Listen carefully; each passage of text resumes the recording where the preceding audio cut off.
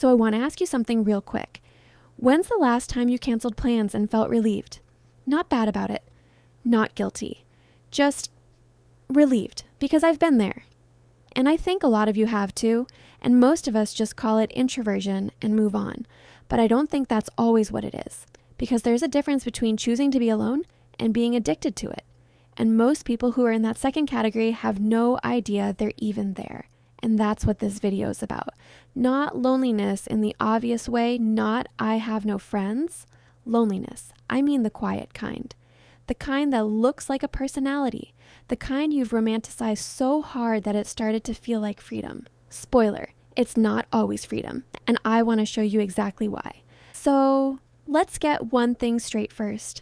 Being alone and feeling lonely are not the same thing. And I think this is the most important thing I'm going to say in this entire video, so I need you to actually hear it. You can be surrounded by people at a party, at work, in a relationship, and feel completely invisible. Like nobody in that room actually knows you. Like you're performing a version of yourself and everyone's clapping, but none of them are clapping for you. That's loneliness. And then you can be sitting alone at 2 a.m. with no plans and feel completely fine, at peace even. That's solitude. Two completely different things. And the problem is we've mixed them up so badly that most people don't even know which one they're actually experiencing. Because what I'm talking about in this video isn't solitude.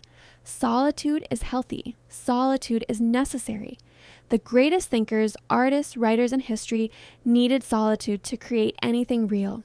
What I'm talking about is when solitude stops being a choice, when it becomes the default, when the idea of letting someone actually close to you, not just surface level, not just, yeah, we hang out sometimes, close, but actually close. When that idea starts to feel genuinely threatening, that's when something shifted. And most people can't tell you exactly when it happened. So let's talk about what this actually does to you, because I think most people assume loneliness is just an emotion. Like it feels bad, but it's not really doing anything. And that assumption is wrong. The U.S. Surgeon General, the top doctor in the entire country, officially declared loneliness a public health epidemic in 2023. And the line that got everyone's attention was this one. Lacking social connection is as dangerous as smoking 15 cigarettes a day. Not a little dangerous. Not something to keep an eye on. As dangerous as smoking 15 cigarettes a day. And 1 in 5 adults currently has 0 close friends. Not one. 0. And that number has doubled since the 90s.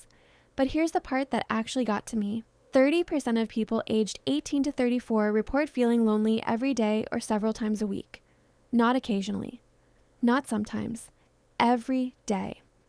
And these aren't people sitting alone in empty apartments with no social media. These are people with hundreds of followers, full contact lists, co-workers, classmates. People who by every external measure look connected. And they're lonely every single day. Because here's what chronic isolation does to your brain over time. It doesn't just make you sad. It rewires you. Your brain starts treating social situations as threats.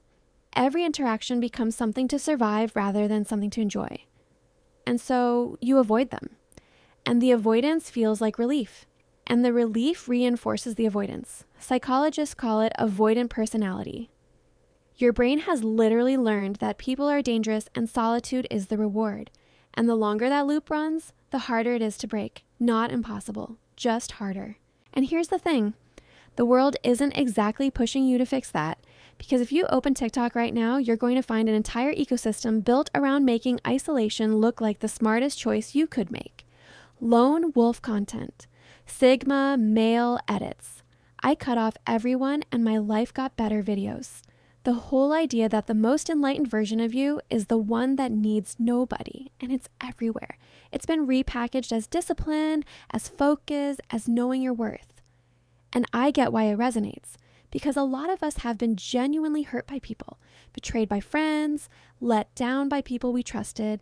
And when that happens, enough times your brain starts doing math. People equal pain. Alone equals safe. And that math feels logical. It feels like wisdom. Like you finally figured something out that other people haven't. But there's a name for what happens when that logic goes too far. It's called hikikomori. It started in Japan. People, mostly young, who completely withdrew from social life, locked themselves in their rooms, sometimes for months, sometimes for years. Not because they were lazy, not because they were broken, but because the outside world had become genuinely overwhelming and the room felt like the only place where nothing could hurt them. And what started as a Japanese phenomenon is now being diagnosed everywhere, because the mechanism is universal. The room is just a metaphor. For some people, the room is their apartment. For some people, it's their phone. For some people, it's the carefully curated version of social media that only shows them what they already agree with. An algorithm so good at predicting what you want to see that real human interaction starts to feel unpredictable by comparison.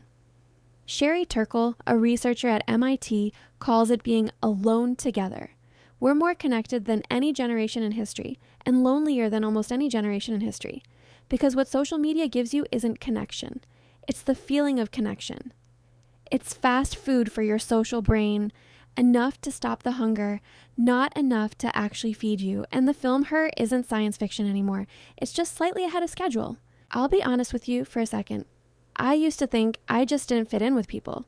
Like everyone around me seemed to operate on a frequency I couldn't quite tune into.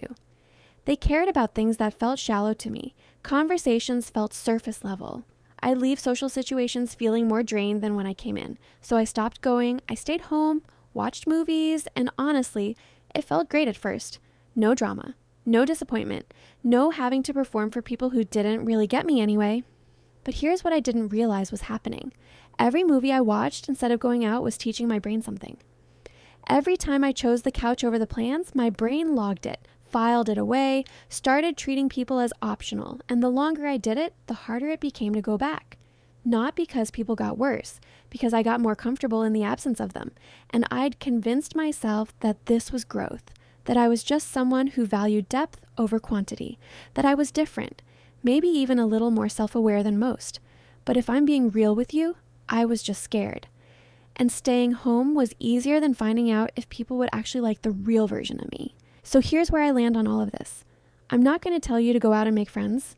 I'm not going to tell you that you need to put yourself out there or that connection is waiting for you if you just open up. You've heard that. It didn't help. What I will tell you is this. There's a difference between choosing solitude and hiding in it, and only you know which one you're actually doing. Because some of you watching this genuinely enjoy being alone. And that's completely fine. That's not what this video is about. But some of you, and I think you know who you are, have been alone for so long that you've started building a personality around it. You've made it aesthetic. You've made it an identity. You've convinced yourself that you're just wired differently, that you don't need what other people need. And maybe that's true. Or maybe you got hurt, and staying in was easier than risking getting hurt again.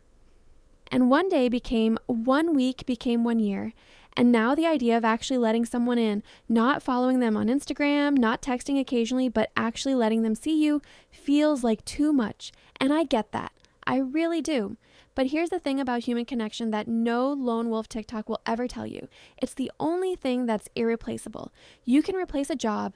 You can replace a city. You can replace a routine. You cannot replace what it feels like to be genuinely known by another person. To have someone look at you, the real you, not the version you perform, and stay anyway. That's not weakness. That's the whole point. The irony is that the more you convince yourself you don't need people, the more human you actually are. Because only humans build entire identities around their own loneliness. Animals don't romanticize isolation. They just survive. We turn it into a personality, and maybe that's the sign. Not that you're broken, just that you forgot what you were built for.